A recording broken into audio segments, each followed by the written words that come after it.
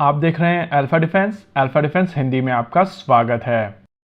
आज के इस वीडियो में हम लोग बात करेंगे डीआरडीओ द्वारा डेवलप किए जाने वाले very short range air defence system के बारे में, यानी कि वी-शॉराट के बारे में। आप सभी को याद होगा कुछ समय पहले डीआरडीओ की तरफ से एक very short range surface to air missile system को टेस्ट किया गया था और ये मिसाइल सिस्टम इस वी-शॉराट का इंपॉर्टेंट कंपोनेंट होगी।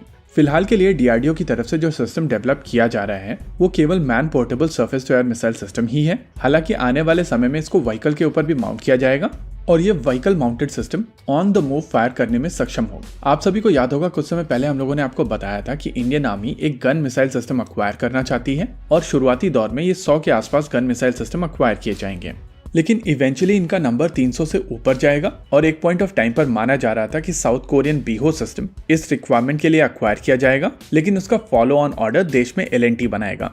ये चीज हम सभी जानते हैं कि बीहो एक ऐसा सिस्टम है जो एवरेज कैपेबिलिटी प्रोवाइड करता है। इस सिस्टम में ऐसा कोई भी सिग्निफिकेंट चीज नहीं है जो देश में नहीं बनाई जा सकती और इसी वजह से कहा जा सकता है कि जब रशिया की तरफ से पैंसर को लेकर प्रोटेस्ट की गई थी तो ये भारत के लिए ब्लेसिंग इन डिस्गाइज था। हालांकि ऑपरेशनली इंडियन आर्मी को यहाँ पर नुकसान पहुंचा है, लेकिन अगर आप लॉन्ग रन में चीजों को देखेंगे तो आपको समझ में आएगा कि बीहो कोई बहुत ज्यादा सिग्निफिकेंट कैपेबिलिटी ऐड नहीं कर रहा था।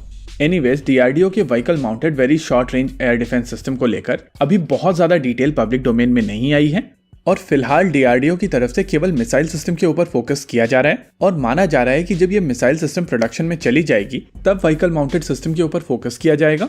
आप सभी को याद होगा कि ये न्यूज बिट हम लोगों ने आपको लगभग 2 महीने पहले दे दी थी और उस न्यूज बिट के दौरान हम लोगों ने ये चीज भी एक्सप्लेन की थी कि इस समय देश में गन मिसाइल सिस्टम बनाने के लिए सारी टेक्नोलॉजी मौजूद है, लेकिन यहाँ पर यह भी समझना जरूरी है कि डीआरडीओ की तरफ से as such gun missile system के ऊपर काम नहीं किया जा रहा है। उस वीडियो के दौरान हम लोगों ने पॉसिबिलिटी एक्सप्लेन की थी और रही बात व्हीकल माउंटेड सिस्टम की, तो इस समय डीआरडीओ की तरफ से जिस चीज के ऊपर काम किया जा रहा है वहां पर केवल मिसाइल सिस्टम को व्हीकल के ऊपर माउंट करने की बात की गई है। अभी के लिए गन सिस्टम को लेकर कोई बातचीत नहीं की गई है और डीआरडीओ की तरफ से एक ऑप्शन लेजर बेस्ड सिस्टम का भी दिया गया है। देखिए, इस चीज को फिर से एक बार समझ लीजिए क्योंकि यहाँ पर कंफ्यूजन हो रही है। डीआरडीओ की तरफ से जो प्रोजेक्ट इनिशिएट किया गया है वहां पर वी-शॉराट मिसाइल सिस्टम को एक व्हीकल के ऊपर माउंट किया जाएगा और इसके ऊपर गन या लेजर का प्रावधान दिया जा सकता है, लेकिन उसको लेकर अभी बातचीत शुरू नहीं की गई है। इनफैक्ट व्हीकल के ऊपर माउंटेड सिस्टम को लेकर भी अभी इनिशियल प्रोजेक्ट असेसमेंट किया जा रहा है और एक बार वी-शॉराट मिसाइल सिस्टम अपनी टेस्टिंग कंप्लीट करके फुल प्रोडक्शन में चली जाएगी उसके बाद यह व्हीकल माउंटेड सिस्टम बनाया जाएगा। मीनवाइल जो दूसरे प्रोजेक्ट चल रहे हैं वहां पर क्लोज इन वेपन सिस्टम को लेकर एक रिक्वायरमेंट है और उसको इसके साथ मिक्स करने की आवश्यकता नहीं है। देखिए, ये रिक्वायरमेंट भारतीय वायुसेना की रिक्वायरमेंट है और इस रिक्वायरमेंट के तहत केवल एक गन सिस्टम अक्वायर किया जाएगा जो क्लोज इन वेपन सिस्टम के तौर पर काम करेगा। इस रिक्वायरमेंट के लिए एलएनटी सुदर्शन का प्रयोग किया जा सकता है। इनफैक्ट अगर चीजें सही तरीके से निकल कर आती हैं तो स्काई शील्ड सिस्टम के भी यहाँ पर चांसेस हैं। इसके अलावा कल्याणी भी बीएई सिस्टम की गन को मेक इन इंडिया के तहत ऑफर कर सकती है और पुरानी L70 गन को प्रोग्रामेबल एमिनेशन के साथ में पूरी तरीके से रिवाइव भी किया जा सकता है।